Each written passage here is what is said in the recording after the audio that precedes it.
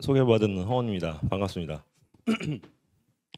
제가 그 출장을 갔다가 오늘 새벽 5시에 와서 컨디션이 좋지 않은데 오늘 여러분들께 최대한 재미있는 정보 많이 알려드릴 수 있도록 열심히 발표 진행해 볼 예정이고요. 진지한 발표라기보다 좀 만담 느낌으로 봐주시면 좋을 것 같아요. 혹시 여기서 LLM 가지고 뭐 POC 레벨 이상의 프로덕션 레벨의 코드를 짜본 적 있다 하신 분 손 좀 들어주실 수 있으실까요? 네, 감사합니다.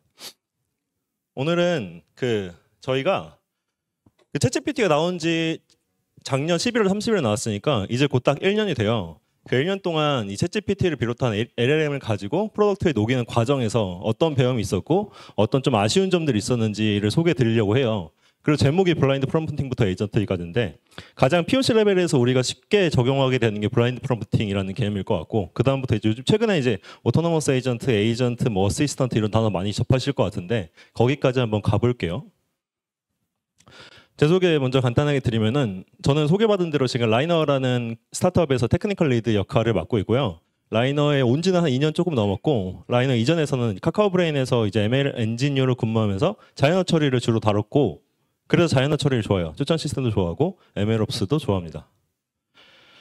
말씀드린 것처럼 작년 11월에 챗GPT가 출시됐어요. 그리고 저희가 한 1개월 있다가 저 라이너 AI on 구글이라고 요즘에 구글 SG 생각하시면 편하실 것 같은데 요 레퍼런스 문서들 가지고 답변 생성해주는 기능을 한 달 만에 좀 빠르게 냈었고요.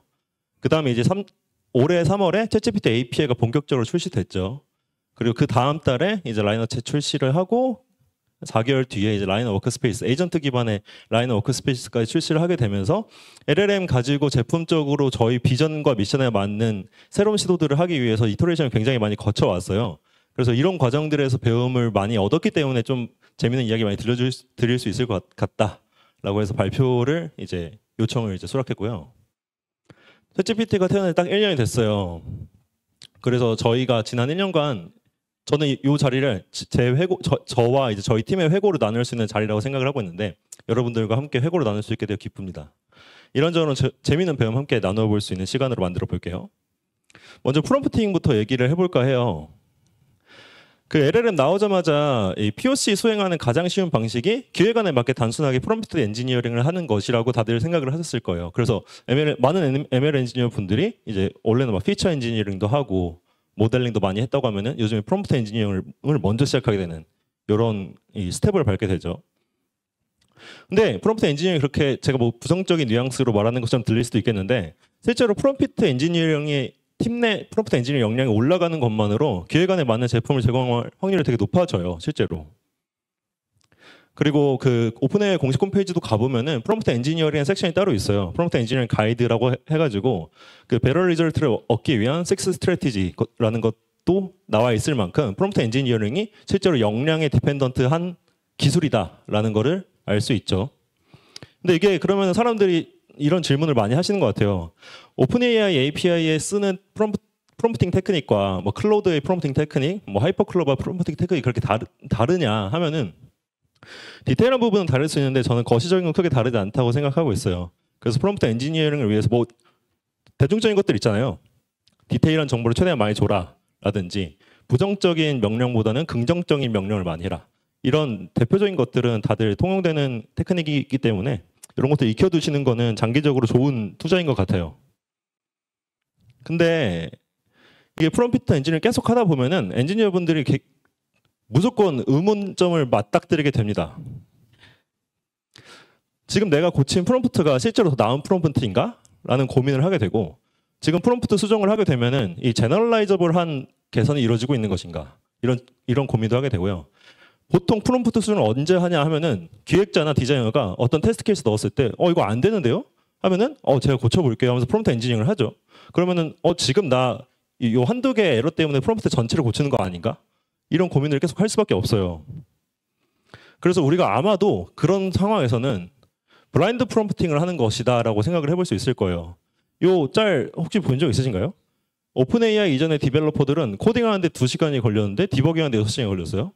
근데 오픈AI 이후에는 챗GPT가 5분 만에 코드를 짜는데 디버깅하는데 24시간 걸렸어요. 프롬프트 계속 고치고 있느라. 그 블라인드 프롬프팅이라는 단어가 좀 생소하실 수도 있을 것 같은데, 요 프롬프트 엔지니어링 vs 블라인드 프롬프팅이라는 저 아티클 보면은 저 아티클에서 아마 처음으로 나온 말인 것 같아요. 한번 읽어보시면 되게 재밌을 것 같은데, 블라인드 프롬프팅이 뭐냐라고 하면은 되게 나이브하게 트라이얼과 에러를 반복하는 어프로치를 블라인드 프롬프팅을 하는 거예요. 그러면 저 크루드 한다는 게 뭐냐 하면은 미니멀이거나 노 테스팅하는 그 환경이 전혀 구성되어 있지 않다는 거죠. 그리고 프롬프트에 대한 이해가 굉장히 서피스한 레벨에 있다. 그러니까 프롬프트 어떻게 하면 잘 동작하는지 모르고 계속 그냥 반복해서 이거 잘 되는 것 같은데 하는 감에 의존해서 한다는 거죠. 그래서 결국에는 이제 뭐 사람들이 다 알면서도 이런 그 잘못된 과오를 저지르고 근본으로 돌아가게 되는 것 같아요. 근데 아까 이중 발표에 피터 드러커가 나오더라고요. 저희는 피터 드러커를 넣었는데 반갑습니다. 프롬프트 엔지니어링도 마찬가지입니다. 이게 측정할 수 없으면 계산할 수 없죠. 그래서 뭐 아까 전에 말씀하시는 그 직접 호스팅하는 LLM도 마찬가지겠지만 LLM을 그냥 API 레벨에서 활용을 할 때도 테스트는 필수적이다라는 이야기를 드리고 싶어요. 그럼 왜 우리가 여태까지 테스트에 집중하지 않았냐 하면은 테스트가 없으면 테스트에 실패하는 게 아니잖아요. 그러니까 실패한 적이 한 번도 없었기 때문에 테스트를 해볼 생각을 안 한 거예요. 근데 이제 실패를 계속 몇 번 맛보다 보니까 테스트 케이스를 만들어야지 하니까 한 순간부터는 매번 실패를 하는 거죠. 그럼에도 불구하고 테스트 케이스를 짜서 테스트를 해야 합니다. 진짜 간단하게 이런 것부터 시작해 볼 수 있는 거예요. 저희는 그 메인 랭귀지를 고언어를 쓰고 있는데 그 언어마다 이 그 프로젝트에 테스트 폴더가 있잖아요. 뭐 파이썬도 있고 고랭도 있고. 그럼 테스트 폴더에다가 내가 지금 LLM으로 구성한 컴포넌트에 테스트 케이스를 작성을 해놓는 거예요. 그 테스트 케이스를 작성해놓고 그냥 일반적인 그 소스 코드처럼 이 테스트 케이스 통과를 몇 개나 하는지 이런 것들을 이제 배포전마다 계속 테스트를 하는 거죠. 그러면 이제 어큐러시라든지 아니면은 뭐 저희가 설정해놨던 매트릭을 볼 수 있을 것이잖아요. 그러니까 유닛 테스트부터 시작을 할 수 있어요. 유닛 테스트를 위한 테스트 케이스를 작성을 해가지고 소스 코드 레벨에서 테스트를 시작해라. 그러니까 첫 번째로 드리고 싶은 제언이고요. 보시면 아시겠지만 거창한 게 없어요. 그냥 테스트 셋 몇 개 두고 실행을 위한 테스트 코드만 작성해두면은 1차적으로 테스트 시작할 수 있는 거예요. 근데 되게 별거 없어 보이는데 이 작은 추가 덕분에 어떤 엔지니어들이 프롬프트 수정을 가했을 때 스코어를 통해서 실제로 개선이 발생했는지에 대한 파악이 가능해집니다. 네, 그래서 테스트 코드에 대한 얘기를 첫 번째로 드리고 싶고요. 그럼 테스트 코드만 짜면은 됐냐? 당연히 아니겠죠. 여기서 많은 분들이 아실 것 같은데 오픈AI에서 사용하는 LLM API들이 디터미니스틱하지가 않아요. 디터미니스틱하지 않다라는 말은 동일한 입력에 대해서도 매번 다른 값이 반환될 수 있다는 거죠. 그러니까 아까 테스트 케이스 돌아와가지고 이거 지금 뭐 사용자 쿼리가 들어갔을 때 쿼리에 대한 인텐트를 클래시파이하는 그런 테스트 케이스인데 예를 들어서 너 누구야라는 사용자 입력이 들어왔을 때 이게 매번 다이렉트 앤서로 귀결되지 않을 수 있다는 거죠. 동일한 테스트 케이스임에도 불구하고 동일한 프롬프트, 동일한 쿼리가 들어가는데 어쩔 때는 다이렉트 앤서, 어쩔 때는 뭐 서치 이런 다른 인텐트로 분리될 수 있다는 거예요. 그래서 그 오픈AI 데브데이에서 이 문제가 사실 저희만 겪고 있는 게 아니고 전 세계적으로 겪고 있는 문제일 거잖아요. 그 데브데이에서 그 샘 올트만이 하나 꼭 집었던 게 시드 파라미터였어요. 이제 LLM API에다가 시드 파라미터를 넣을 거다. 그래서 너네 시드 설정하면은 조금 더 컨시스턴트한 리저트를 받아볼 수 있을 것이다라는 이야기를 하긴 했어요. 근데 여기 되게 트리키한 게 조금 더 컨시스턴트하다는 거예요. 여기 어디 있죠? 보면은 요 시드 파라미터가 이제 아웃풋이 리프로듀서블하게 해줄 건데 저 모델이 리턴하는 값이 most of the time consistent completion이라고 하는 거예요. 그러니까 every time 아니라 그냥 most of the time이에요. 근데 most of the time도 아닙니다. 실제로 시드 파라미터 넣어보면. 그래서 LLM이 디터미니스틱하지 않다라는 특징을 잘 이해하고 있어야 돼요. 이해하지 않으면은 우리가 테스트를 할 때마다 이거 왜 달라지지? 이런 것들에서 늪에서 빠져나올 수가 없습니다. 근데 시드 같은 것들을 통해서 오픈AI는 계속해서 이걸 완화하려고 지금 시도를 하고 있는 거고요. 그래서 테스트 케이스를 작성하고 나서도 매번 같은 결과가 나올지 않을 수 있음을 염두에 두고 측정을 진행을 해야 돼요. 근데 이제 우리가 뭐 큰 수의 법칙 이런 거 다 알잖아요. 이제 컴포넌트 검증을 위한 테스트 케이스가 계속해서 엄청나게 많아지고 우리가 동일한 테스트 코드에 대해서 시행 횟수를 높이면 높일수록 결국에는 그 근사하는 경향을 발견하게 될 수 있을 거예요. 대충 이 프롬프트는 이 정도의 점수를 지니는구나 라는 것을 시행 횟수를 높이고 테스트 케이스를 늘려나가면서 만들어낼 수 있습니다. 그래서 드리고 싶은 말씀은 테스트 케이스부터 시작해서 테스트를 해보자. 근데 디터미니스틱하지 않으니까 우리가 시행 횟수를 늘리고 테스트 케이스를 최대한 많이 작성을 하는 식으로 이거를 좀 뭐라 할까요? 뭐 백업을 해주자라는 말씀을 드리고 싶습니다. RAG로 넘어가면은 저희가 지금은 LLM 베이스드 어플리케이션에 또 집중을 많이 하고 있지만 이전에는 저희가 좀 추천 시스템 빌딩하면서 벡터 서치 엔진을 되게 많이 썼었어요. 벡터 서치 엔진 많이 들어보셨을 거예요. 뭐 스포티파이에서 만든 어노이도 있을 거고, 뭐 페이스북에서 만든 파이스, 구글에서 만든 스캔, 그리고 밀버스에서 만든 밀버스, 최근에 좀 핫한 파인콘. 저희는 여기 있는 거 다 써봤거든요. 그래서 뭐 블로그도 있어요. 스캔 썼을 때 이야기, 밀버스 썼을 때 이야기. 벡터 서치 엔진 진짜 많이 썼는데 어디에 정착을 했느냐 하면은 일라스틱서치에 정착을 했습니다. 너무 뜬금없죠, 저기? 이게 LLM 베이스드 어플리케이션 만들면서 조금 더 그 니즈가 더 강해진 게 있었는데 여기서 지금 근무하고 계신 곳이 뭐 대학원이든 아니면 회사든 인베딩 모델의 성능이 제너럴라이즈가 돼야 되는 애들도 있을 것이고 아니면 도메인 스페시픽한 애들이 해야지 더 잘하는 애들도 있을 거예요. 예를 들어서 뭐 리걸, 파이낸스, 뭐 인슈런스 이런 쪽은 도메인 스페시픽한 인베딩 애들이 잘 하겠죠. 그런 곳에서는 이제 자체 인베딩 모델을 구축해가지고 그 인베딩을 쓰면 벡터 서치 엔진 웬만하면 성능이 괜찮게 나올 거예요. 근데 저희 라이너라는 회사는 도메인 스페시픽하지가 않거든요. 제너럴 퍼포스한 이제 서비스이다 보니까 도메인 스페시픽한 벡터 엔진을 쓸 수가 없어요. 그래서 뭐 범용적인 인베딩 모델을 사용하는 거죠. 뭐 에이다 오픈AI에서 나온 에이다일 수도 있고 뭐 코히어에서 나온 텍스트 인베딩일 수도 있고 아니면 최근에 구글에서 내놓고 있는 게코 이런 것들 다 범용 모델이잖아요. 그런 범용 모델을 쓰게 될 텐데 이 범용 모델을 쓰게 되면은 생각보다 벡터 서치에서 생각하는 만큼의 성능을 기대하기는 어려울 거예요. 이거 겪어보신 분 계신가요? 벡터 서치 이제 혹시 에이다 가지고 만들어 보신 분 계실까요? 겪어보셨나요? 이 경우에? 네네 그렇다 하십니다. 그래서 왜 일라스틱 서치로 갔냐 하면은 결국에는 하이브리드 서치를 하기 위해서요. 그러니까 벡터 서치만으로는 답이 없다. 그러니까 턴 매칭을 같이 해야 된다라는 걸로 귀결되는 거예요. 일라스틱 서치가 전통적으로는 턴 매칭 서치 엔진이잖아요. 이제 뭐 TF-IDF나 BM25 같은 것들. 그 턴 매칭 스코어 보시면은 쿼리가 들어갔을 때 저 덴스 인베딩 모델, 덴스 인베딩 이제 벡터 서치이고 스파스 인베딩 모델이 이제 턴 매칭. 이 턴 매칭 스파스 하잖아요. 그러니까 저기에서 나왔던 스코어를 잘 조합해가지고 저 조합한 성능 순으로 순위를 매기게 되면 이게 하이브리드 서치 결과예요. 일라스틱 서치는 저게 펑션 스코어라는 점수로 귀결이 되는데 저희는 결국엔 턴 매칭을 해야 된다는 그 니즈를 파악하고 일라스틱 서치로 결국에 선회하게 됐습니다. 그러면 이제 RAG를 하게 되면은 실제로 사용자 쿼리가 들어갔을 때 도대체 어떤 청크들이 나와가지고 지금 레퍼런스로 사용되고 있는지를 파악할 수 있어야 되잖아요. 이런 것들도 이제 그 비주얼라이즈 할 수 있는 시스템을 만들어 두신 게 좋아요.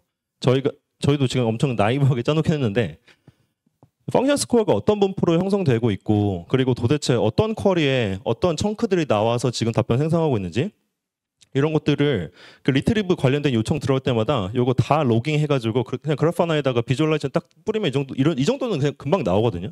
그래서 이제 y 축이 펑션 스코어고 x축이 이제 프리퀀시인 건데 이런 것들 보시면서 어쩔 때 되게 지나치게 높은 컨피던스 스코어가 나오는지 어떨 때는 이거 이렇게 하면은 리트리버가 됐어야 됐는데 왜 안 됐을까 하는 것들을 파악할 수 있는데 되게 용이해요. 되게 나이브한 그 툴이긴 하지만.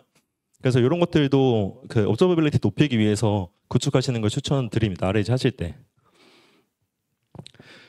키 매니지먼트. 과거라고 하기엔 웃기긴 한데 오픈AI API가 레이트 리밋이 엄청 빡빡하던 시기가 있었어요. 그러니까 프로덕션 레벨을 쓰기에 되게 애매한 거죠. 좀 몇 번 리퀘스트 날리면은 애가 레이트 리밋 다 찼다. 너 지금 429야 상태야. 이런 것들인 시기가 근시일까지도 이랬어요. 근데 그럼 렐 리밋 좀 올려달라라고 이야기를 해야 되는데 오픈AI 측이 굉장히 배가 불렀기 때문에 굉장히 깐깐하고 느렸어요. 그래서 많은 기업들이 그냥 좀 트리키하게 트윅을 했었는데 그냥 렐 리밋이 막혀. 그럼 다른 키 써. 또 막혀. 다른 키 써. 그러니까 롤링하는 식으로 멀티플 키 관리를 해서 서비스를 운영하던 시기들이 있었어요. 근데 이게 들으시면 아시겠지만 필연적으로 시스템 복잡도가 굉장히 올라갈 수밖에 없습니다. 키를 여러 개 관리한다는 것 자체가 env 파일에서 이렇게 관리하시는 거 굉장히 복잡하잖아요. 그리고 이제 비용 관리는 어떻게 할 것이며 거기다 다 카드 걸어놔야 되는데 카드 관리 어떻게 할 것이며 이런 것들이 현실적으로 귀찮고 되게 복잡합니다. 이것도 마찬가지로 데브데이 때 좀 풀리긴 했어요. 결국 이상적인 구조는 멀티플 키 관리가 아니라 싱글 키로 랜 리밋을 관리하는 거고 데브데이 때 좀 샘 올트만이 또 이제 하이어 랜 리밋 줄게라고 드디어 이제 발언을 하면서 랜 리밋이 많이 올라가 있어요. 그리고 증량 요청 처리가 실제로 이전에는 막 2주 걸리던 게 요즘에 뭐 2, 3일이면 처리 다 되더라고요. 그래서 싱글 키로 관리가 되기 시작했어요. 근데 그러면 이제 행복한 상황이냐 하면은 아직까지도 디펜던시가 남아있는 게 하나 있습니다. 이 모델 매니지먼트라는 개념으로 넘어가야 되는데 오픈 AI 데브데이 이후에 챗GPT 뻗은 거 혹시 아시나요? 챗GPT 한번 뻗었었는데 샘 올트만이 트위터에다가 우리 데브데이의 여파인지 트래픽이 장난 아니게 올라가고 있어 라고 올렸는데 알고 보니까 러시아 쪽에서 디도스를 한 거라고 하더라고요. 샘 올트만이 착각을 한 건데 실제로 지금 그 오픈 AI API 스테이터스라는 사이트 가보면은 이 11월 7일부터 한 4일 동안 계속 주황색, 노란색, 빨간색 왔다 갔다 하면서 오픈 AI가 되게 스테이빌리티가 떨어졌던 기간들이 있어요. 그러면 이런 걸 생각해 볼 수 있는 거예요. 이때 이 메이저 아우티지가 발생했던 이때 노벰버 8 2시간 동안 API 서버가 아예 진짜 나가버렸어요. 진짜 아예 나갔어요. 그러면은 오픈 API를 걸려 있는 디펜던트한 서비스들은 같이 죽는 거예요. 오픈 AI랑 같이 죽어버려요. 이게 원래도 그 상상할 수 있는 범위긴 한데 이렇게 치명적으로 다가왔던 거는 전날이 처음이었던 거죠. 이때부터 사람들이 되게 경각심을 많이 느끼기 시작했죠. 그래서 이때 되게 재밌었던 게 그 메이저 LLM 프로바이더들인 뭐 클로드나 뭐 코히어 이런 애들이 링크드인에 포스트를 엄청 썼어요. 우리는 안전합니다. 우리는 안전합니다. 이런 것들 엄청 썼어요. 그리고 이게 디도스뿐만 아니라 이번 주말에도 굉장히 뜨거웠죠. 이 오픈 AI 경영진 사가가 발생하면서 이걸 보면은 비개발 직구는 와 진짜 개재밌다. 뭐 하는 거지 쟤네? 개발 직구는 이런 거예요. 와 씨 API 서버 또 죽으면 어떡하지? 그래서 이상적으로는 우리가 오픈 AI에만 찌르지 않도록 여러 파운데이션 모델을 활용할 수 있는 폴백 로직들을 설계해 두어야 해요. 그래서 반복적으로 행이 걸려 아니면 리트라이 횟수가 지나치게 올라가 그러면 폴백 로직이 활성화되어 다른 모델로 돌아갈 수 있게 오픈 AI에 계속 찌르는데 얘네가 자꾸 워킹하지 않아. 그러면 이제 클로드로 돌려야겠다. 이런 식의 폴백 로직을 짜놓아야 된다는 이야기죠. 실제로 제가 재밌는 그냥 일화 오프 더 레코드를 하나 공유드리면은 제가 이제 미국이 곧 땡스기빙 데이잖아요. 미국은 땡스기빙 데이 때 일을 진짜 아예 안 하잖아요. 그래서 제가 그때 제가 쿼라에 갔는데 쿼라 혹시 아시나요? 쿼라라는 회사? 그 최근에 뭐 포라는 그 챗봇도 만들고 있는데 그 쿼라에서 포를 만드시는 분을 만났는데 저랑 대화를 하는데 계속 슬랙을 보시는 거예요. 그래서 제가 이렇게 바쁘신가 해서 왜 그렇게 바쁘냐 하니까 이거 오픈 AI 얘네 때문에 지금 땡스기빙 때 너무 걱정이 많이 돼가지고 지금 구글 쪽이랑 엔트로픽 쪽에 연락을 계속하고 있다. 너네 쪽으로 많이 돌리게 될 것 같은데 너네 레인 리밋 감당 가능하겠어? 그 정도로 이게 개발자들의 심기를 많이 건드리는 사건이었던 거죠. 그래서 결국에는 근데 그분이 하셨던 것처럼 이런 펄백 로직들을 잘 짜놔야지 오픈 AI가 죽었을 때 서비스가 같이 죽는 이런 현상에서 자유로워질 수 있다. 비교적 자유로워질 수 있다. 근데 이게 오픈 AI 우리가 쓰는 이유가 명확하잖아요. 가장 저렴하고 가장 성능이 좋으니까. 근데 폴백 로직을 쓴다는 거는 비용이 조금 더 많이 나가고 성능이 조금 떨어지는 모델로 폴백을 하겠다는 의미예요. 그럼 이런 것들 트래킹 잘 해야 돼요. 이 시기 동안은 사용자들한테 경험이 떨어지는 그 결과를 줬을 수도 있겠다라는 것들을 마킹이 되어 있어야 되고 그리고 그 비용 코스트 매니지먼트도 잘 되어야지 이제 파이낸스 쪽에서 이때 코히어 서가 돈 많이 나왔구나 이런 것들을 트래킹할 수 있게 장치 잘 마련을 해두어야 합니다. 여기까지가 이제 제가 그냥 개발하면서 프로덕션 레벨에서 그 기술적인 것들 얹으면서 얻었던 교훈과 여러분들도 이런 것들 고민해 보시면 좋겠다라는 것들이고요. 제가 영어 이름이 카터인데 그 1년 전에 카터가 지금의 카터였으면 좋았을 죄송합니다. 이때 그때 지금 아는 걸 알았으면 좋았다 싶은 것들? 이거 맞나요? 작년에 저에게 해주고 싶은 조언입니다. GPT-4부터 시작하라예요. 그 안드레이 카파시 있죠, 다들. 그 오픈 AI 지금 테슬라 갔다 다시 오픈 AI 왔던 안드레 카파시. 안드레 카파시가 올해 마이크로소프트 빌드 2023에서 스테이트 오브 GPT였나요? 그런 주제로 발표를 했어요. 1시간 동안 1시간짜리 발표인데 이거 진짜 꼭 보시길 추천드려요. 스테이트 오브 GPT 이 발표 꼭 보시길 추천드리고 이 발표 말미에 가면은 안드레 카파시가 GPT가 도대체 뭐길래 이렇게 뛰어난 모델이 됐느냐라는 걸 설명을 실컷 하다가 나 이제 너네들한테 어플리케이션 레벨에서 이렇게 하는 걸 추천을 해볼게 하면서 디폴트 레코멘데이션이라는 슬라이드를 하나 딱 던져요. 근데 시작부터가 유즈 GPT-4입니다. 근데 저는 맞는 말이라고 생각해서 가져왔고요. 이런 그림을 되게 많이 보셨을 거잖아요. 최근에 파운데이션 모델들 진짜 주구장창 나오면서 이 주구장창 나왔던 모델들이 도대체 성능 면에서 뭐가 그렇게 다른데 하는 저 팔각형 내지는 뭐 십각형에 가까운 저런 표들이 굉장히 많이 나오고 있어요. 근데 우리가 항상 리즈닝 어빌리티가 높은 모델을 써야 되는지를 고민을 해봐야 되는 거예요. 모델이 리즈닝 캐퍼빌리티가 높아야지 풀 수 있는 문제도 있고 그렇지 않은 문제들도 있어요. 근데 마침 내가 푸는 문제가 리즈닝 역량, 추론 역량이 많이 필요하다 하면은 GPT-4로 시작하는 게 무조건 답입니다. 그리고 나서 이제 어느 정도 이제 하나의 왁구가 소스 코드가 나왔으면은 비용이나 속도 최적화 위해서 뭐 라마2나 팜2 같은 파운데이션 모델로 리즈닝 역량 크게 필요하지 않은 컴포넌트로 변경을 해볼 수 있다는 거죠. 이게 이렇게 하면 설명이 좀 안 될 수도 있는데 예를 들어 이런 거예요. 최근에 LLM 성능도 계속 올라가면서 서머라이제이션 같은 것들이 그냥 풀리는 경우를 되게 많이 보셨을 거예요. 그러니까 라마2도 서머라이제이션 엄청 잘하거든요. 그 이런 생각을 해봐야 돼요. 서머라이제이션 하는데 GPT-4까지 써야 돼? 그런 생각을 해봐야 되는 거죠. GPT-4를 써야지만 풀리는 문제가 있고 GPT-4를 쓰지 않아도 되는 뭐 카피라이팅, 서머라이제이션 이런 것들은 최대한 모델이 레이턴스 낮고 코스트가 에피션트한 쪽으로 바뀌어야지 우리가 이제 비용 면에서 이득을 볼 수 있잖아요. 그래서 그런 것들에 대한 최적화는 후순위로 미루고 후순위 해주시고 이제 최전방에서는 이제 GPT-4로 전반적인 로직 다 짜봤을 때 이게 지금 워킹하는 플로우인지를 체크하는 검증하는 과정을 거쳐야 한다라는 조언을 드리고 싶습니다. 그리고 두 번째가 제너레이티브 UX인데요.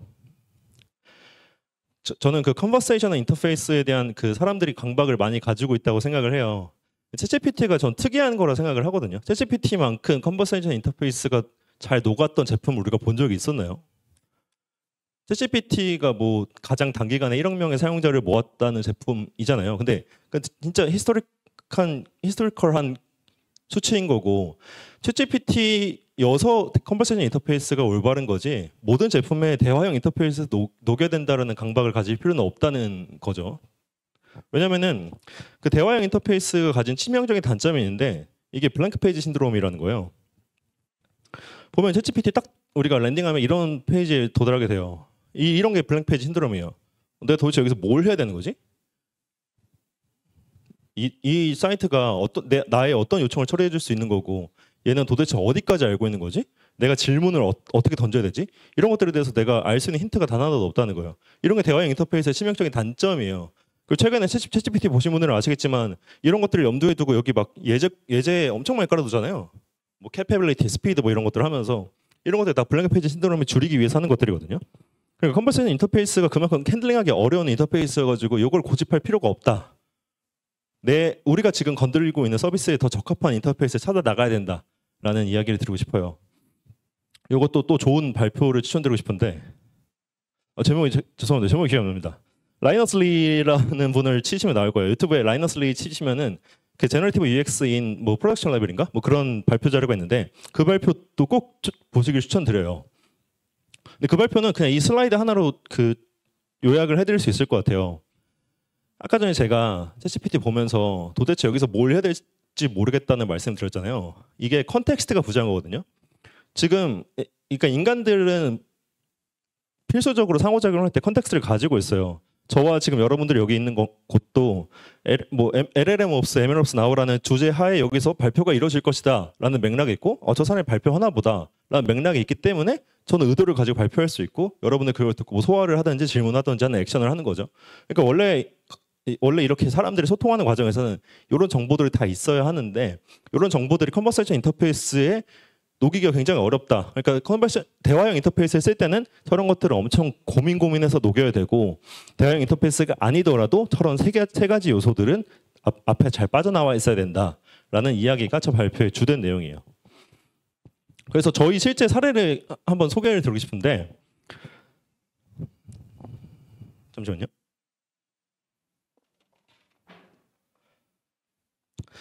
저희가 그 원래 브라우저 익스텐션으로 시작한 어플리케이션이다 보니까 이것도 브라우저 익스텐션으로 기능을 제공해주던 하나의 앱이 있었어요. 저거 누르면 이제 얘랑 요즘에 많이 나오는 Talk to your data 이 컨텐츠랑 가지고 뭐 질의응답을 하든지 요약해달라고 하든지 그런 컨셉의 제품이었는데, 이런 게 이제 맥락 정보가 굉장히 부족한 거예요. Ask AI 저 버튼, 내가 저걸 왜 눌러야 되지? 저걸 언제 누를 수 있지? 하는 게 굉장히 어렵다는 거죠. 언제 뭐라는 거예요, 저거 Ask AI 약간 이런 상태. 그러니까 사용자들이 기능에 대한 이해도가 부족하고 한 상태였어요. 그래서 저희도 그 문제점을 인식을 하고 바로 효용을 제공할 수 있는 기능으로 변경을 해줘야겠다라는 액션을 가져왔죠. 그래서 서머리로 바꿔보세요. 그냥 다짜고짜 서머리예요. 그럼 저거 누르면 적어도 요약이 나오겠다라는 기대감은 가질 수 있게 되잖아요. 그래서 누르면은 이제 요약이 나오게 되는. 이게 워킹하냐, 이런 작은 UX 변화가 워킹하냐라고 하면은 워킹해요. 보면은 지금 파란색이 SKI 때이고 초록색이 서머리 이때인 거예요. UX나 내가 기대할 수 있는 가치가 명확하기 때문에 사람들이 더 눌러보는 거죠. 더 눌러보고 다음에는 더 써보고. 그래서 커머스 인터페이스 저 SKI 누르면은 그냥 저거 누르면은 딱 이런 게 떠요. 뭐든지 물어보라 하는 이런 게 뜨는데, 이런 것들보다 조금 더 명확한 인터페이스를 우리가 더 고집해야 된다, 제품에 녹일 때라는 말씀을 드리고 있습니다. 이게 아마 마지막일 건데, Evaluation from the very start. 프로젝트 시작할 때부터 평가를 고민하자라는 이야기입니다. 결국에는 평가가 너무 중요해서 마지막까지 평가로 끝나게 되는 기승전 평가입니다. 아까도 유닛 테스트 보여드리긴 했는데, 이 간단한 유닛 테스트라도 반드시 검증하면서 진행해 나가는 것이 중요하다예요. 근데 이 평가를 고민하다 보면 되게 재밌는 게 있는데, 이거 굉장히 우리만 푸는 문제라고 생각했던 것들이 놀랍게도 다른 사람들도 많이 풀고 있어요. 그래서 내가 데이터셋 언제 구축해 하는 것들이 몇몇 개들은 그냥 외부 벤치마크 데이터셋 어느 정도로 근사해서 풀어봐도 되겠는데 하는 것들이 굉장히 많거든요. 근데 우리가 테스트 셋을 고민하지 않으면 그런 결과까지 도달하지도 않잖아요. 그렇기 때문에 테스트 셋을 고민하는 거를 프로젝트 어느 정도 POC가 검증되고 나서부터는 바로 하면 좋겠다라는 제안을 드리고 싶고요. 여기 ML 엔지니어 분들은 그 1DB 많이 아실 거예요. 그 Weight and Bias라고. 그 1DB도 최근에 LLM 옵스 관련해서 투자를 많이 하고 있어요. 이게 어떤 그래프냐 하면은 이 왼쪽이 안 보이시겠지만 이 프롬프트 템플릿 파일이에요. 그러니까 내가 여러 가지 프롬프트를 짜볼 수 있고 이 프롬프트 따라서 결과가 어떻게 달라지는지 궁금할 수 있잖아요. 프롬프트 고치기 전에. 그래서 프롬프트 템플릿 A, B, C를 넣었을 때 뭐 템퍼러처 어떻게 넣어주고 하면 스코어까지 가는. 보면은 노란 색깔로 갈 때 스코어가 제일 잘 나오죠. 근데 이런 것들이 되려면은 결국에는 스코어가 될 수 있는 테스트 데이터셋이 있어야 된다는 거잖아요. 그래서 결국에는 테스트 데이터셋을 구축을 하면은 이런 프롬프트 버저닝도 가능해지고 그 파라미터 튜닝도 가능해지고 하기 때문에 테스트 데이터셋이 중요하다는 말을 또 한 번 드립니다. 너무 많이 드리네요. 그리고 그 LLM 옵스 시장이 생각보다 빠르게 성숙해 가고 있어요. 제가 그 미국에 한 3주 동안 출장을 했었는데 제가 LLM 옵스 관련해서 유저 테스트를 거짓말 안 못하고 한 8번 당했어요. 다 LLM 옵스를 만들어요. 실리콘밸리 애들이 LLM 옵스에 다 달려들었고, 근데 걔네들 제품들이 다 성숙해요. 이것도 그 Y 컴비네이터 2023 윈터 배치 애들이거든요. 그러니까 이번에 Y 컴비네이터 배치에 들어간 애들 제품인데 성숙도가 엄청 뛰어나요. 드리고 싶은 말씀은 여러분들의 페인 포인트를 해결해 줄 수 있는 LLM 옵스 제품이 있을 거예요. 없어도 걔네들이랑 이 줌콜 같은 거 하다 보면은 만들어 줄 수 있어라고 해요, 대부분. 왜냐면은 걔네들도 이제 지금 열심히 그 마켓 페네트레이션 하는 애들이기 때문에. 그래서 이 LLM 옵스 같은 그 제품 솔루션 같은 거 최대한 많이 디스커버 해보시고 빨리 적용해 보시는 게 좋을 것 같아요. 저희도 이거는 그 홍보 아니고요. 저희도 고민하는 제품에서 고민하려고 하는데 그 벨럼이라고 아까 말씀드렸던 Y 컴비네이터 이번 배치 애들인데 굉장히 잘 만들었어요. 그리고 그 에이전트 같은 거 만들다 보면은 그 필연적으로 싱글 체인이 아니라 멀티 체인에 대한 이밸류에이션도 고민을 하게 되잖아요. 근데 이 멀티 체인에 대한 이밸류에이션까지 고민할 수 있고 인터랙티브한 시스템이어가지고 이런 제품 많이 나오고 있다. 한번 고민해 보셔라. 라는 제안을 드리고 있습니다. 긴 발표 들어서 감사합니다. 네, 혹시 질문 있으신 분들 있으실까요? 네, 저기 마이크 부탁드립니다.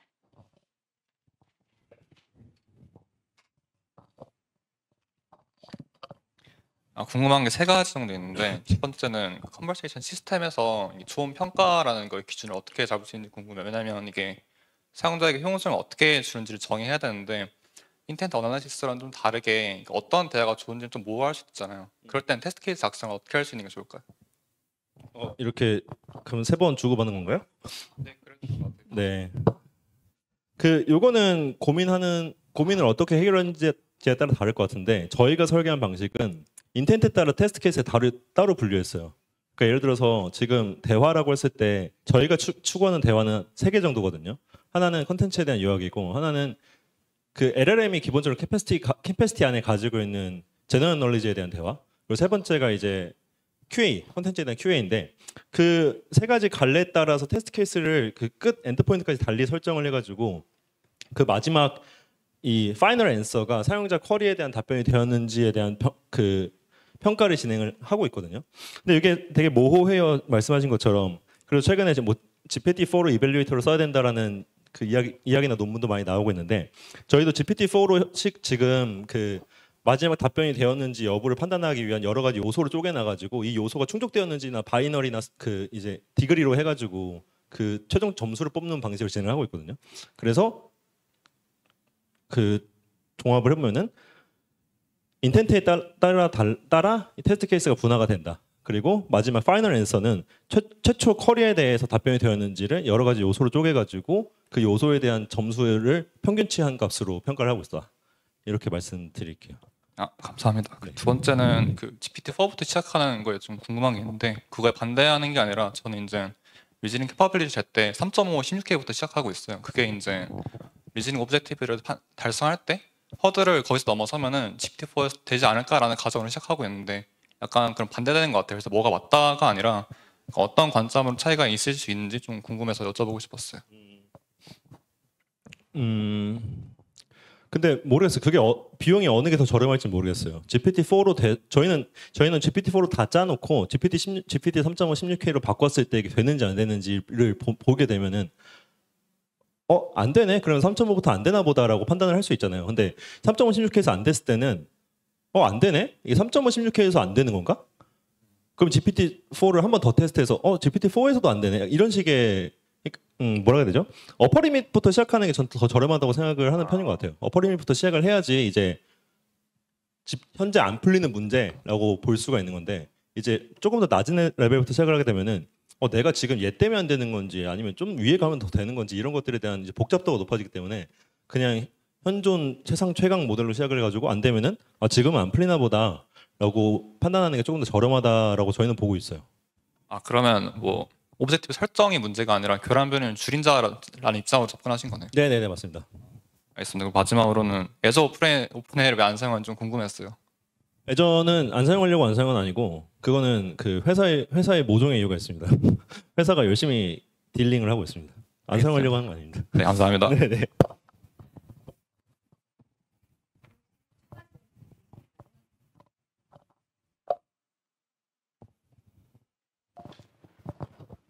네, 안녕하세요. 저는 레베뉴마켓이라는 스타트업에서 머신러닝 엔지니어로 근무하고 있는 신동섭입니다. 너무 좋은 발표 너무 감사드리고요.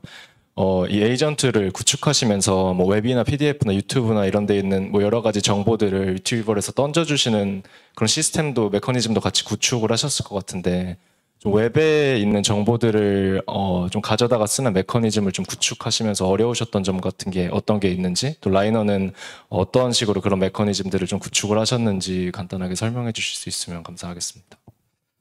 이게 굉장히 일단 굉장히 좋은 질문 감사드리고요. 이게 아마 다른 분들도 많이 겪으실 것 같은데 결국에는 세상에 존재하는 모든 컨텐츠들의 파일 포맷이 다르다가 문제겠죠. 예를 들어서 PDF만 생각해봐도 싱글 컬럼인 PDF도 있고 더블 컬럼인 PDF도 있을 거예요.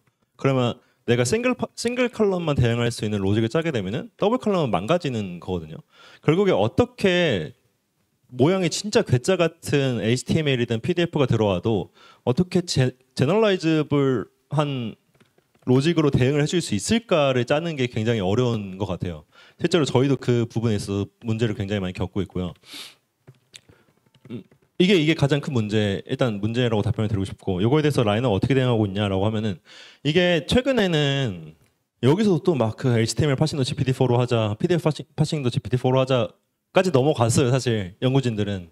그래서 GPT-4 Azure 뭐 PDF 파서 이런 프로젝트가 엄청 많거든요. 검색해 보시면. 저희는 거기까지는 아직 안 갔고요. 왜냐면 그게 너무 레이턴시가 길잖아요. 예를 들어 내가 지금 PDF 올리고 바로 답변 받고 싶은데 잠시만 기다려주세요를 막 3분 동안 잡고 있는 거예요. 그게 안 되잖아요. 그래서 저희는 지금은 일단 그 엣지 케이스 발생할 때마다 로직 덧대는 방식으로 진행을 하고 있는데, 저희도 고민이에요. 저는 어떻게 일반화된 로직을 짤 수 있을까? 근데 모델의 힘을 빌리는 게 지금까지 나온 것 중에는 가장 정답에 가까운 것 같고, 근데 레이턴시가 있다 보니까 그 레이턴시와의 간극을 어떻게 줄일 수 있을까가 저희 숙제여서, 저희도 뭐 답변을 뾰족하게 드릴 수 있는 거는 대응을 하고 있다. 발견될 때마다 이 정도일 것 같아요. 근데 그럼 좀 추가로 궁금한 게, 그럼 웹에 있는 정보들 가져다 쓰실 때는 그냥 비용 지불하고 뭐 API 같은 걸 뚫어서 쓰시는 거나요? 아니면 뭔가 자체 구축한 스크래퍼 같은 것들을 사용하시는지 궁금합니다. 아까 말씀드렸다시피 저희는 브라우저 익스텐션으로 시작했기 때문에 그 브라우저 익스텐션이 강점이 그 사용자가 보고 있는 클라이언트 사이드에서 그 노출되고 있는 시각적 정보들은 다 코드로 뺄 수 있어요. 그래서 얘네가 로봇 텍스트에 막아놓은 컨텐츠가 아니면은 그냥 HTML 긁어다가 보내면 돼요. 이해되셨나요? 네네. 그래가지고 뭐 스크래퍼 같은 것들을 쓰진 않고 브라우저 익스텐션에서 제공해주고 있는 클라이언트 사이드의 정보를 활용해서 파싱을 하고 있습니다. AI 에이전트에서 뭔가 그런 것들을 가져다 쓸 때도 똑같이 하시는 건가요? AI 에이전트는 브라우저 익스텐션이 아니지 않나요? 네, 맞아요. AI 에이전트로 넘어가면은, 에이전트는 서치 툴 써가지고 일단 링크 가져오고, 링크에서 이제 그 마찬가지로 로봇 텍스트 안 걸려 있으면은 get해서 가져오는 식으로 하고 있어요. 네, 감사합니다. 그럼 검색 API 쓰고 있다, 에이전트에서는. 네. 네. 감사합니다.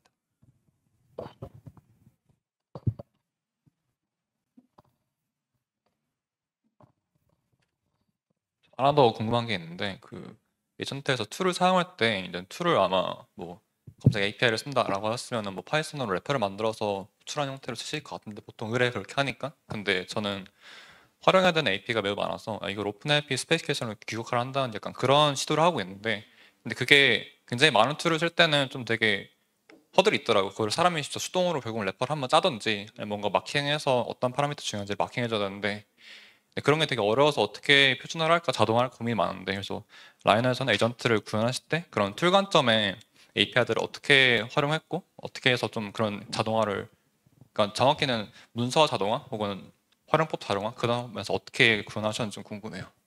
그 예를 들어서 오픈AI에다 펑션 콜링 넣어줄 때 이 함수에 대한 스페시피케이션 같은 것들을 어떻게 잘 짜줄까에 대한 이야기인가요? 네, 그것도 포함해서 이제 아규멘트 익스트랙션 한 후에 이제 네. 그 아규멘트를 활용해야 되잖아요. 근데 활용할 때 그거를 이제 뭐 예를 들어서 파이썬 래퍼로 짜면 그대로 넣으면 되겠지만, 그런 게 아니라 그 래퍼도 이제 자동화해서 구현을 해야 되는 상황이라면 어떻게 해야 되는 건지. 엄청 어렵고 좋은 질문인데 저희도 대응을 하지 못했습니다. 저희도 지금 그러니까 펑션 콜링 통해 가지고 쓰는 툴이 한 10개 정도 되는데, 아마 질문하신 분이 더 많이 쓰시는 것 같아요. 많이 쓰신다고 하시는 거 보니까. 그래서 저희도 지금 보면은 분기문으로 많이 대응이 되어 있는데 고민이에요. 그 결국에는 말씀하신 것처럼 그 래퍼 함수를 한번 추상화를 해놔야지 얘한테 알고리즘에서 던졌을 때 알아서 흘러가는 구조일 텐데, 저희는 지금 그 추상화가 안 돼 있어가지고 그냥 하나하나가 스페시픽한 펑션으로 넘어가거든요. 그래서 이건 너무 좋은 질문이지만 제가 답변을 드릴 수 없을 것 같습니다. 아닙니다. 감사합니다. 감사합니다. 저 그리고 하나만 더 있는데, 이건 진짜 마지막 질문인데, 그러니까 에이전트를 구현할 때 좀 어려웠던 게, 그러니까 툴 유즈 시나리오랑 그 일반적인 컨버세이션 시스템을 이제 합치는 게 되게 어려웠어요. 그러니까 라이너는 이제 분리가 돼가지고 뭐 라이너가 자동으로 알려줄게요. 혹은 일반 바라가 이제 생성하는 것을 구분하는 모드로 나눠진 걸 아는데, 만약 그걸 통합한다는 시도를 한다고 하실 때 그 통합을 어떻게 하실 수 있을 것인지 좀 궁금합니다. 죄송한데 질문 한 번만 더 설명해 주실 수 있을까요? 그러니까 지금 정확히 좀 인터페이스 단에서 설명하면은 지금 라이너가 모드가 대화창을 기준으로 하면 모드가 2개가 있잖아요. 네네. 라이너가 알아서 알려줄게 모드가 있고 혹은 그냥 일반 바라가 그러니까 일반 챗GPT 래퍼 형태의 뭔가 인터페이스 구조가 있는 걸로 알고 있는데 그거를 하나를 합쳐서 이제 그냥 정확히 말하면 지금 챗GPT 업데이트 버전처럼 네네네. 그런 것들 구현한다고 하실 때 어떻게 하실 계획이 있으신지. 저희 네. 모두 안 나눠져 있어요. 저희 지금 그 알아서 알려줄게요 버튼 누르는 게 아직 있지 않아요? 그거는 그 버튼 누르면은 좀 디테일로 가는 건데 태스크 디컴포지션이 디컴포즈가 오토로 채워지는 거고 그러니까 발화에 대한 처리는 하나의 처리가 되고 있는데 그래서 아까 전에 제가 그 인텐트 클래시파이어를 말씀드렸던 거예요. 저희 인텐트 클래시파이어 따라서 분기가 달리 설정이 되어 있어서 그래서 지금 뭐 이게 단순 치챗인지 아니면 검색이 필요한 건지 아니면 에이전트에 기반한 태스크 디컴포즈가 필요한 건지를 분할을 시켜나가고 이제 태스크 수행이 시작되거든요. 그래서 저희한테 제일 중요한 태스크가 이 쿼리에 대한 인텐트 클래시파이이고 그래서 하나의 모드로 관리를 하고 있고 결국에 이런 에이전트 시스템의 심혁적인 단점이 에러가 프로파게이트 되잖아요. 처음에 잘못 짜면은 그냥 계속 프로파게이트 돼가지고 나쁜 결과 다 나타나고 있는데 그래서 그런 것들 짤 때 퍼널 최적화를 위해 가지고 앞단에 있는 한두 개 퍼널에 대해서만 테스트 케이스 엄청 강화시키고 얘네들은 파인 튜닝도 하고 이런 시도로 귀결되는 것 같아요. 저희도 실제로 그러고 있고 답변이 되셨을까요? 네 됐습니다. 감사합니다. 감사합니다.